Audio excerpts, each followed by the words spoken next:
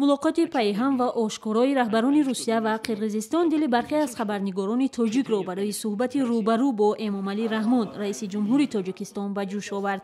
خبرنگاران تاجیک در شرایط فعلی برگزاری ملاقات‌های روبروی پرزیدنت با ژورنالیستان را مهم ارزیابی می‌کنند و می‌گویند این تنها امکانی خواهد بود که به چند سوال مهمشان از شخص اول جمهوری پاسخ بگیرند.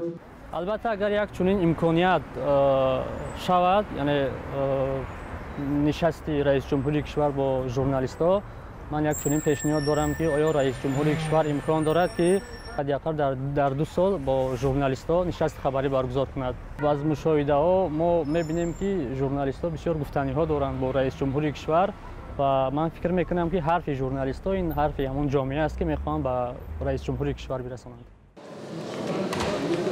مهاجرت، مشکل برق، مسائل اقتصادی و سرنوشت روغون از موضوعهای اصلی است که خبرنگاران تاجیک می‌خواهند در ملاقات روبرو با پرزیدنت مطرح شود و پاسخ بشنوند. من باعث یک خبرنگار می‌خواستم از رئیس جمهور تاجیکستان یعنی چنین سوال داشته باشم و اونم در مورد مهاجران است.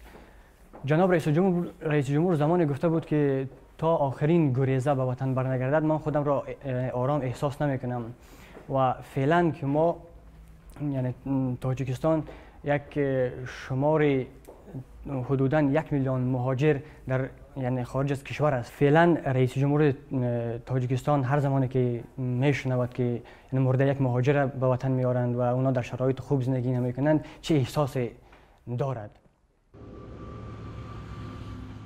سوالا زیادن، مثلا اینکه با کدام خاطر تا هنوز دلیر نظر و برزا عبدالرزاق و هنرمندان مردمی تاجیکستان نیستند، در حالی که بعضی نفرانی که هنوز به سن 30 نرسیدند هنرپیشه شایسته هستند اقلا. یا که چندین سال است که رئیس راهسازان اتحادیه دولت‌های مستقل بوری کریموف دعوای منصب میکند، برای چی تا حال اقلا نمیگذارند که همون وزیر نقلیات شود؟